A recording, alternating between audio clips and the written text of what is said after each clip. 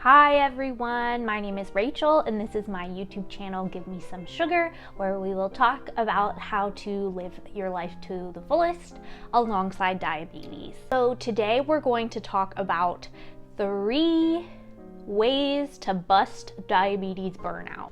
Diabetes burnout is basically when the 24/7 constant demands of diabetes become so overwhelming that the individual gets to a point where typically they will start ignoring their responsibilities and things that they need to do to keep themselves healthy. So that might mean ignoring blood sugar checks, not going to doctor's appointments, just not taking medication, whatever that may look like. It basically has gotten to a point where they don't want to think about it anymore. And I'm here to tell you that it's completely normal and it happens to everyone at some point, whether that's during a big life transition like going to college, or a few months after diagnosis, or way down the line. It happens to everyone and it can happen multiple times. I noticed for me it's kind of a cyclical thing. So when I first experienced it, it lasted for many years and I was a lot younger and I just didn't want to deal with it. And once I kind of broke out of that, now my burnouts kind of look like me obsessing and me freaking out constantly. And so I'll go through states like that where I'm really disappointed in myself. But now I have a better understanding of how to break out of burnout and overcome it so it doesn't last nearly as long. So why is it important to overcome burnout? Not only is it bad for your short-term health, so you could go into a situation you don't want to be in, like putting yourself into DKA or a severe hypoglycemic event, something along those lines that could result in hospitalization. It also affects your long-term health, of course, because the longer we are having worse control of our blood sugars, the more at risk we are for complications. And I think those are harder to motivate someone because when you're burned out, you just don't give a fuck, like at all. And I get it. So what helps me kind of motivate myself to start coming out of burnout is to think about the fact that when my blood sugar is high or low and unmanaged, I am not the person I'm supposed to be. Diabetes affects your personality. When you're high and low, it makes you irritable, you're unproductive, you're unable to focus, and it's just not who you're meant to be.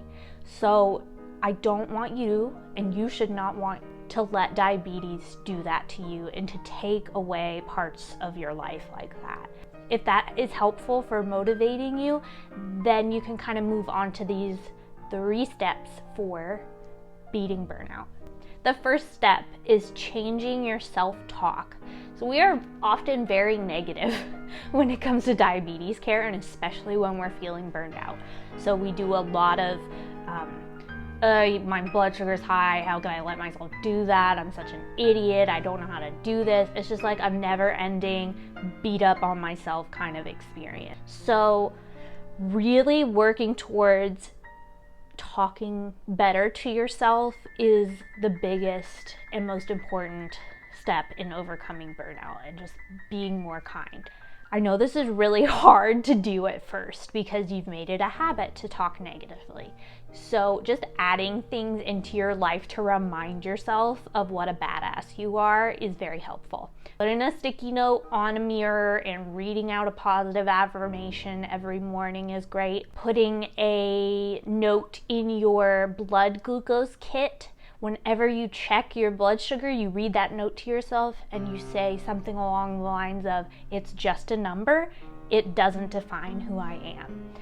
And since I use a CGM, I don't get to use that fun tip. I made a shortcut, an iOS shortcut, that basically when you click on it, it pulls up the Dexcom app, but it also drops a notification that says something very kind, and I repeat it to myself before I really get into looking at my Dexcom. If you would like to download that, you can go to my website at www.givemesomesugar.coach/burnoutbusters and download the iOS shortcut there so that you can use it on your phone also. And the second tip, after you've started to change the way that you talk to yourself, is to set tiny little micro goals.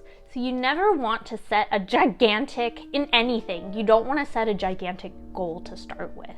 And especially when you're in this vulnerable place with your diabetes, setting a small goal for yourself is going to be the most helpful and the most sustainable, which is what we want to get back to where we need to be. If you were like me and you were not testing your blood sugar enough and you want to set a goal to start testing your blood sugar, then setting a goal that is what we call SMART, so specific, use action words, state what you're gonna do. I wanna test my blood sugar, right? I wanna test it every day.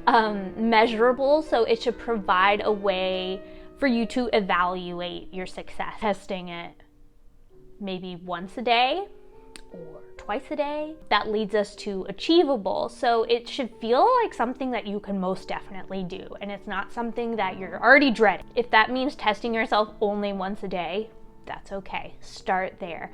If you can stomach doing it twice a day, go for it. I wouldn't even attach a time to it, like testing myself at breakfast time, because again, you want to make yourself as successful as possible. Even though this is not as much as your doctor and I would love for you to test your blood sugar, it's something that you can do and you won't burn out of. So it needs to be specific, measurable, achievable, realistic. So maybe the amount of times you do it during the week is 4 times a week, 5 times a week, once a week, and timely. So give yourself a deadline to achieve the goal. So again, you can come back and evaluate, and you can either increase the amount of time that you're doing it or decrease. So an example of a SMART goal that I'm working on is that I want to pre-bolus more. I've set a specific goal, pre-bolus before breakfast when I get up to go to the bathroom, at least 4 times a week for 2 weeks. So that's the lengthy goal that I've set for myself. And so after those 2 weeks, I can reevaluate. Do I maybe need to change the habit? Maybe I need to start pre-bolusing before coffee. Maybe I did really well and I can aim for 5 to 6 times a week or something like that.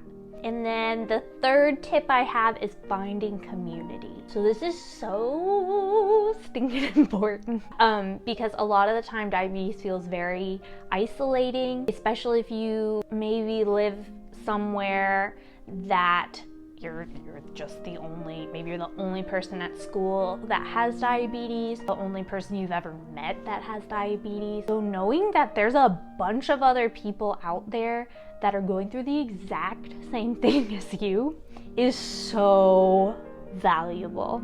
When I first met Zach, my Beaties Bae, we were sitting on the couch and I was talking about how guilty I felt whenever I would give myself extra insulin for a high blood sugar that just wasn't coming down, mostly because I was frustrated, and I was just describing that to him. And he looks at me and goes, "Oh yeah, that's rage bolusing."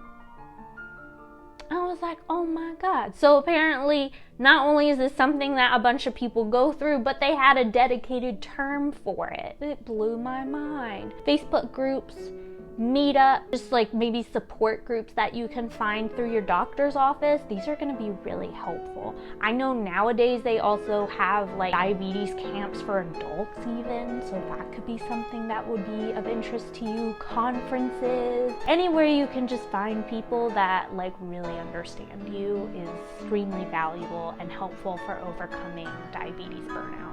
Again, if you would like to see some of these resources and the iOS shortcut that I made and a written out version of this video, go ahead and go to my blog post at www.givemesomesugar.coach/burnoutbusters. All right, and I will see you in the next video.